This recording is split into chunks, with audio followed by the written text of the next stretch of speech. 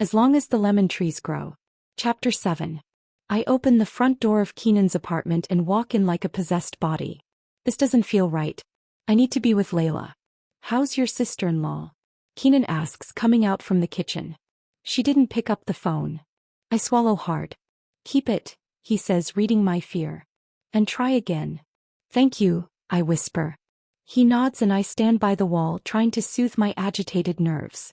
The afternoon's hazy orange glow begins to dwindle, and it drags the harsh cold breeze inside Keenan's half-destroyed apartment. I shiver, pressing my lab coat tighter to me.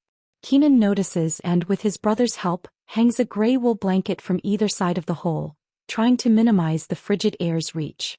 Thank you, I murmur, and he smiles at me, shaking his head. He goes into one of the rooms, lugs out an old mattress and hauls it across the floor. His brother casts me shy glances, his cheeks hollow and his wrists bony. He looks a bit like Keenan, though his eyes are a lighter shade of green and his hair a darker shade of brown. Two characteristics he shares with his sister. So we put the mattress beside Lama. I thought you'd feel more comfortable not being alone tonight. Then Keenan says quickly, as if trying to get the words out as fast as he can, if you want, you can have any of these rooms. Yusuf and I will be awake the whole night. But if you need anything or just, you're right, I interrupt. She's still feverish and I want to make sure she'll be fine. I won't be able to sleep either. Your brother should though. It doesn't make sense for the whole house to stay awake. He doesn't argue with me and whispers something to Yusuf, brushing his hair back. Yusuf barely reaches Keenan's chin, and he looks up at his older brother adoringly before slipping inside his room. I'm glad someone will be sleeping because I don't know if I'll be able to this far away from Layla. I wander to the mattress and sit beside Lama, checking her temperature. She's still a bit too warm for my liking, but I'm hoping the antibiotics will bring her back. I wipe her brow with a wet cloth, remembering how Mama used to do it for me when I was sick. Her gentle fingers, her encouraging words when I downed a glass of squeezed lemons. Bravo to Bernie, she used to say, her cool palm on my sweat-slicked forehead. I'm so proud of you. I'll drink it all. Kill all those germs. I squeeze my eyes shut. Oh, I'm not going there. How is she? Keenan asks, sitting down on Lama's other side. I manage a smile. Despite the fever, her breathing is better. I'm optimistic. Alhamdulillah. He hands me a halloumi sandwich and I'm surprised. Bread and cheese don't come easy. I notice he doesn't have one. You're our guest, he says, and I can't help but wonder what this'll cost them. I can't take this. Give it to your brother. No, he already has one. If you don't eat it, I'll throw it away and then no one will. So please don't fight me on this. It would sound like an empty threat coming from anyone else, but he doesn't look like he's joking around. His eyes are obstinate, holding no room for negotiation. I let out a sigh and break it in half, holding out the bigger one. Take it. He shakes his head. If you don't take it, I will throw it away right now and no one will eat it. He laughs and takes it. That wasn't too hard, was it? I'm pretty sure my parents' souls are glaring at me from heaven right now for accepting. But I was outwitted. He laughs again. His glance falls to my hands, to my scars, just for a second. My stomach goes hollow and I pull my sleeves over them. The action doesn't go unnoticed, but he doesn't say anything. One has to be smart in these times, I say, trying to enforce a casual tone to my voice.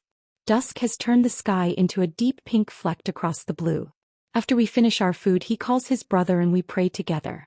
Keenan begins reciting verses from the Quran in a beautiful melodic tone. I feel hypnotized by each word, drinking in their meaning, feeling them bring peace and serenity to every cell in my body, washing away the sorrows. I can't remember the last time I was so at peace, nearly empty of worry. After prayer I check on Lama. No change. Keenan brings out a few candles, lights them up, and thanks to the blanket covering the hole in the wall, they don't go out. I excuse myself to go to the washroom to freshen up and try to call Layla again with no success.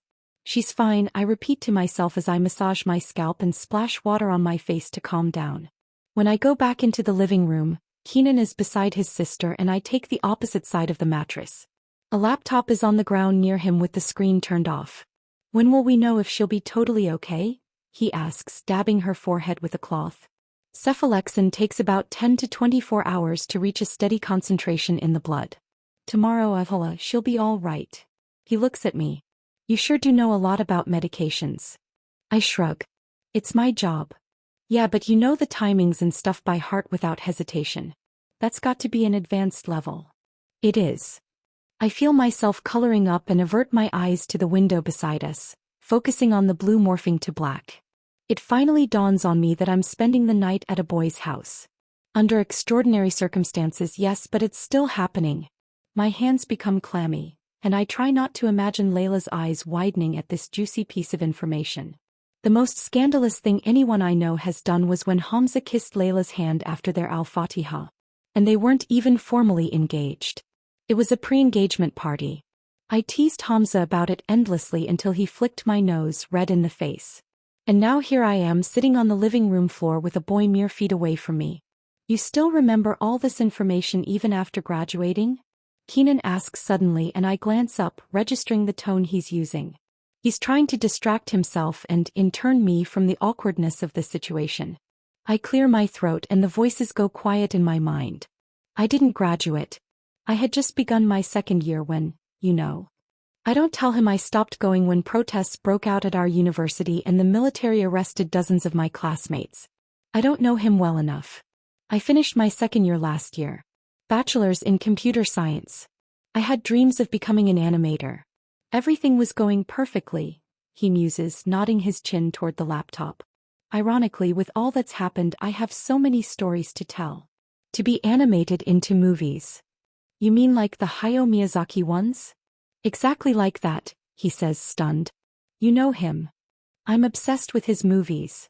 He straightens up, eyes shining with excitement. Me too. Studio Ghibli is my goal. That place is where ideas and imaginations run wild. They weave stories like magic there. His enthusiasm stirs something in my heart. That sounds beautiful, I murmur. He closes his eyes, smiling.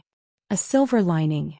There's an honest joy in his voice, but for the first time tonight, I can see his real face behind the fragments he's had to glue back together over and over again. He looks broken and my heart hurts for him. But he also feels so familiar. I shake my head and ask him bluntly, have we ever met? His eyes snap open, surprised. How do you mean? He replies slowly. It may be nothing. I play with the hem of my sweater. But I think I've seen you before. Not around the hospital, but somewhere else. My voice trails the last words like a question. He bites his lip and I can't read the look on his face. The eagerness has dissolved into something else. Confusion? Incredulity? Pity? I don't know. Suddenly Cough appears by the front door and slowly glides closer. Sweat breaks out at the back of my neck. Keenan clears his throat, scratching the floor with his hand. We've never met. Must be in my head, I guess, I say, playing it off as a common mistake and trying not to let Cough's presence unnerve me. You must look like someone I know or treated. He nods, but it's plain as day. There's something more going on. What's your last name? I ask loudly and he jumps from his spot. In a way, everyone knows everyone in Homs by their family names. My grandmother could recite a person's entire family history if they told her their last name. She'd know who their grandfather was, what their aunt studied at university, which other families they were related to. She'd name it all, dissecting the line like a scientist analyzing a cell under a microscope. This is a specialty shared by all Syrians. He smiles. Al-Jendi. That's a well-known family name that many share. I rack my brain trying to remember if Mama ever mentioned an Al-Jendi and come up blank. Cough narrows his eyes and impatiently brushes down his suit before taking out a cigarette. Cough doesn't care where we are. There's nothing else for me to do except ignore him, focusing on Keenan and Lama and praying he doesn't torment me. I can't question my grip on reality with Keenan and his sister right here. I can't lose myself tonight. Your sister was amazing today, I begin. Cough raises his eyebrows. I haven't met many 9-year-olds who could have gone through that and still been able to smile at their brothers. Yeah, she's a tough one. He gently caresses her hair to the side. Always has been. I think she hates herself for screaming so much, which shows you how much pain she was in. I feel guilty. I'm sorry. I wasn't trying to blame you. It must have been hard on you too. Ask him again. Where do you know him from? Cough interjects, blowing out silver smoke. I continue ignoring him. Do it and I won't bother you again tonight. Please go away, I beg in my mind. Are you really satisfied with that stutter of a reply? Any fool would know he's hiding something. What if it's bad? What if it's something that could harm you? I shoot him a furious look. He doesn't seem abashed in the slightest. You're here all alone for the whole night. And even if Layla knew where you were, how much help do you think a pregnant girl would be? All you have is your scalpel. He straightens, eyeing Keenan up and down. And judging by his physique, even though you're both starving, he could overpower you in 5 seconds. 3 if you don't resist. The back of my neck breaks out in sweat. Why does he do this to me? Wedge every doubt and dread in my brain until all I can think about is what he's saying. Keenan Al-Jendi. His name sounds so familiar. Where have I heard it before? He knows you, Kof presses on.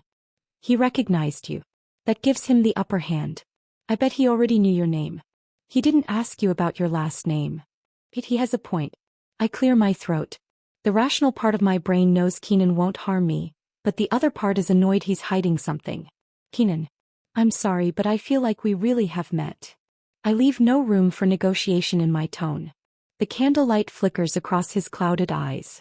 I told you we haven't, he insists. I stare at him, my gaze turning colder by the second. I'm pretty sure we have. He sighs loudly and stands. My body instantly goes into defense mode, but the surgical bag is a bit far away for me to grab a scalpel from. Even if I were to stand, he'd still be much taller than me, and I hate that. I should have listened to my gut and walked home, snipers and all. Calm down. I'm not lying, Salama, when I say we haven't met. He turns around to look at me. Kof enjoys this immensely, glancing from me to Keenan and back to me. Then, I feel vulnerable from my place on the floor. We haven't met because we never got the chance to. You know what? I'm going to stand too. Can you please stop talking in code? He looks at me pointedly. We were supposed to meet for coffee about a year ago. Coffee. Friday. Layla's blue kaftan. Oh my God, I breathe, putting the pieces from over 1 year ago together. I was, but life changed. You were going to come to my house for that marriage talk thing. I finally splutter out. Kof gasps and claps his hands.